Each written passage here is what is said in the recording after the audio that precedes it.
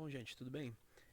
Quem me conhece sabe que eu não sou de fazer esse tipo de coisa, mas eu preciso fazer esse desabafo e também, como um dever moral, alertar as pessoas sobre todas essas questões envolvendo o uso de máscaras, o uso de máscaras assim, de forma obrigatória, né, contra a disseminação do vírus. E eu vou embasar os meus argumentos, vou apresentar os meus argumentos sob três perspectivas: a perspectiva ética, perspectiva científica e religiosa. Pela perspectiva ética, é bem simples, né? É ética ou lógica. Ninguém deve ser forçado ou ninguém pode ser forçado a fazer algo que não quer, né? Isso aí é o básico, é o beabá. Você não pode ser obrigado a fazer uma coisa que você não quer, isso é simples. Até aí tudo bem, certo? Então, eu não tenho o direito de forçar você a usar uma máscara só porque eu estou com medo de ser contaminado por um vírus. Então, eu preciso tomar as medidas que eu acho necessárias para me proteger. Agora, eu não posso forçar você a tomar as mesmas medidas do que eu só porque eu estou com medo. Sabe? Aí você pode dizer, não, mas se você estiver infectado, você vai me infectar e não sei o que. Bom, se você está com medo, você pode ficar em casa. Você pode ficar em casa, pode se isolar. Agora, você não pode obrigar as pessoas a fazerem isso, a usar algo que elas não querem. Por exemplo, uma máscara. A consequência lógica desse tipo de atitude, desse tipo de pensamento, é que vai chegar uma hora que as pessoas vão forçar, alguém vai forçar você a fazer algo que você não quer, algo que você não concorde, algo que você acha errado, né, que vai contra os seus princípios. E aí você não vai poder questionar, porque você também faz esse tipo de coisa com as outras pessoas. Então, argumento lógico, ético, ok, né, certo? Agora, se você tiver doente, aí é outra coisa. Se você tiver claramente doente, com sintomas e tal, isso é uma coisa muito básica. Isso acontece ao longo da história da humanidade inteira. Pessoas doentes têm a tendência a se isolar naturalmente. Então, ninguém doente vai para um bar, ninguém vai para a igreja, ninguém vai para o mercado. A pessoa está com febre, está tossindo, a pessoa fica em casa, se cuidando, fica na cama. Ninguém sai doente. Difícil alguém sair com febre, tossindo e tal. Então, isso é uma coisa muito básica. O segundo argumento, que é o argumento científico, é que não existem evidências claras de que as máscaras são efetivas para filtragem de vírus, para proteção contra a disseminação do vírus. Pelo contrário, as máscaras elas acabam sendo piores em certas situações. Por exemplo, tem um estudo que foi feito pela Universidade de Taiwan, né, na verdade foi feito pelo hospital, né, Hospital Nacional da Universidade, né, Hospital Universitário. Há 15 anos atrás, eu vou dar uma lida aqui, cuja data de conclusão significa que podemos ignorar com segurança a ideia de que o estudo estava tentando influenciar a opinião pública sobre o uso de máscaras na crise do Covid de 2020. Visto que ele terminou uma década e meia antes da situação do Covid. Então não tem nada a ver com Covid, né? Foi um estudo de 15 anos atrás. Verificou-se que o uso de máscaras N95 em profissionais de saúde fazia com que apresentassem hipoxemia, né? Baixo nível de oxigênio no sangue, e hipercapnia, é uma elevação dos níveis de dióxido de carbono no sangue. A máscara não apenas criou níveis perigosamente baixos de oxigênio e um aumento igualmente perigoso de dióxido de carbono no corpo humano, como o estudo constatou, que a equipe médica está em risco aumentado de contrair síndrome respiratória aguda grave, né, o SARS na época, se usar N95. Então, o risco aumenta ao você usar uma máscara, especialmente a N95.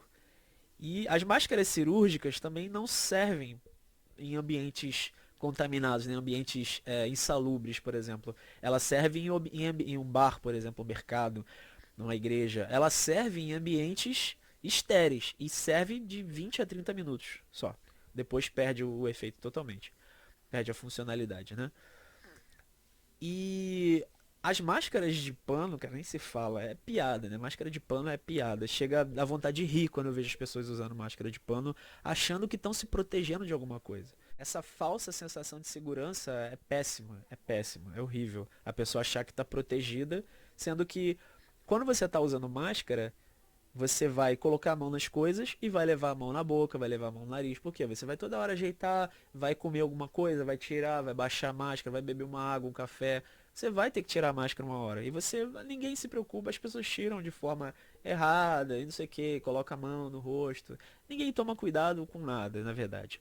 As pessoas querem parecer que estão tomando cuidado e querem forçar as outras pessoas a a fazerem isso também, porque é para elas se sentirem mais protegidas, né? Só que elas, para elas terem uma falsa sensação de segurança, o que é, no final das contas, acaba sendo pior, né? Acaba sendo pior justamente por essas questões, que você vai o tempo todo ficar colocando a mão nas coisas. Ah, mas eu passo álcool gel, não sei o quê. Gente, os laboratórios que pesquisam esse tipo de vírus, os caras ficam todos paramentados e com aquele equipamento todo de proteção e máscara e luva, não sei o que. E mesmo assim, alguma coisa ou outra escapa de vez em quando. Então, você não vai, não ache você que usando máscara de pano, face shield e luva cirúrgica e não sei o que, e gente usando luva cirúrgica no mar, tomando banho de mar, na piscina, gente usando máscara de pano. Já vi os professores da academia, da escola de natação das minhas filhas, usando máscara de pano e face shield na piscina. É um negócio assim, chega a ser ridículo, é ridículo. De tão bizarro, é tão anticientífico que é isso. É muita ciência, muita ciência. O terceiro argumento é o argumento religioso.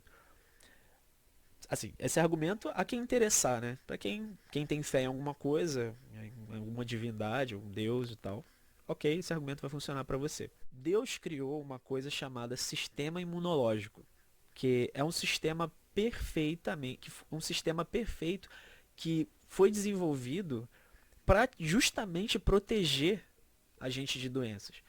E ele é fortalecido quando entra em contato com doenças. Né? Claro, você não vai se expor a muitas doenças e tal, a contaminações, não sei o que, você não vai mergulhar no rio Tietê e beber um gole de água lá, sair, sei lá. Mas o contato com as doenças fortalece o sistema imunológico, porque você cria resistência contra essas doenças. E antes disso, existe o cuidado com o seu corpo. Que você precisa cuidar, por exemplo, praticar atividade física, precisa se alimentar bem, precisa dormir bem. É. Então, você precisa ter uma rotina de vida saudável, uma rotina equilibrada, para que o seu organismo seja, para que o seu sistema imunológico ele esteja fortalecido. E quando vier uma doença, algum vírus, alguma bactéria, alguma coisa que você pegar, ela não vai fazer tanto estrago. Você vai pegar, vai desenvolver algum sintoma ou outro, mas vai passar.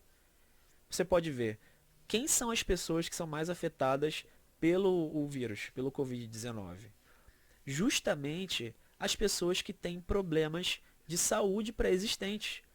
Então, a pessoa não morre do Covid-19, ela morre pelo agravamento de uma doença pré-existente. Ou seja, se ela já tinha uma doença pré-existente, significa que o sistema imunológico dela está debilitado, porque ele está focado em lutar contra essa doença, esse problema dela.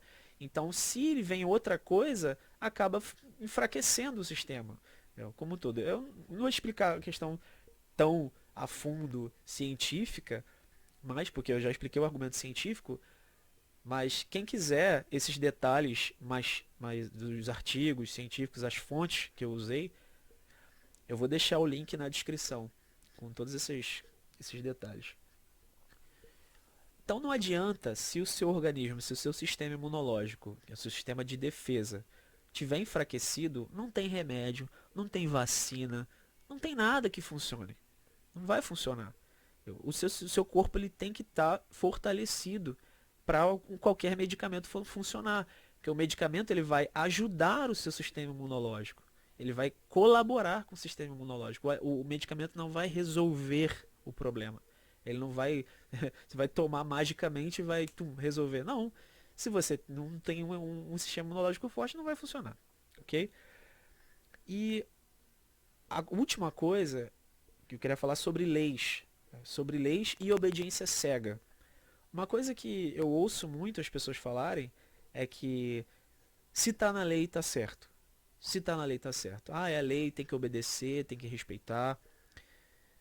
Aí eu penso para você, penso assim, você que é religioso, para usar, continuar aqui no argumento religioso, você acredita que a sua fé é importante, professar a sua fé é importante, ok. Você é, por exemplo, cristão, você professa a fé cristã, ok, tudo bem. Mas aí, de repente, algum deputado lá, parasita, rabisca uma lei que diz que todo aquele que professar a fé cristã é um criminoso e merece a morte. Aí o que você vai fazer? Você vai obedecer à lei ou seguir a sua fé? Porque se você seguir a sua fé, você vai desobedecer à lei. E se você obedecer à lei, você vai quebrar um princípio da sua fé. Por exemplo, para obedecer essa lei à risca, você vai ter que se matar ou pedir alguém para te matar. Porque se você é cristão e professa a fé cristã, você vai ter que morrer, porque tá na lei, certo? Tá na lei que você tem que morrer. Agora a forma é detalhe, mas se a lei diz que você tem que morrer, você tem que morrer. Ou você deixa de professar a fé cristã, ou você se mata, ou alguém te mata, ou o Estado te mata.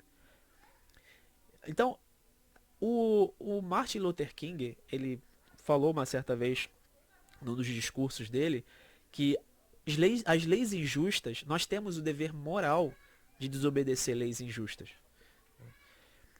Que se você não, se essa lei ela infringe princípios lógicos da realidade, princípios de liberdade, propriedade privada, princípios da sua vida, se ela infringe esses princípios, ela é uma lei que deve ser sumariamente desobedecida.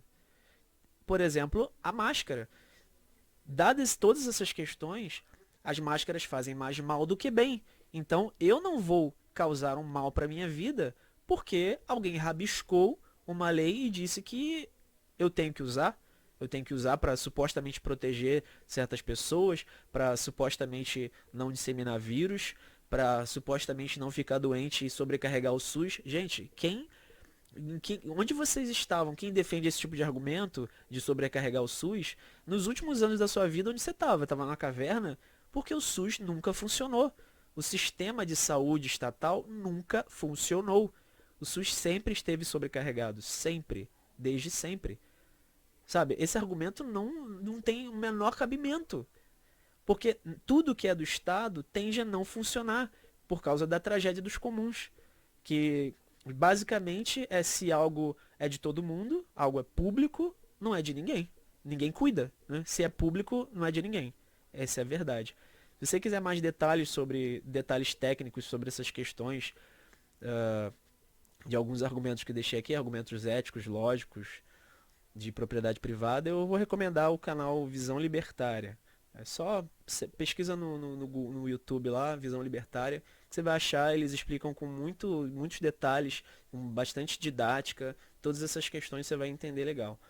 Então, esses são os meus argumentos. Espero que você entenda, espero que ninguém fique chateado, isso não é indireta para ninguém, é só um desabafo, porque eu estou passando por tanta coisa, tem tantas pressões sociais nesse sentido que eu já estou quase explodindo, então precisava falar. Tá bom? Obrigado pela audiência aí.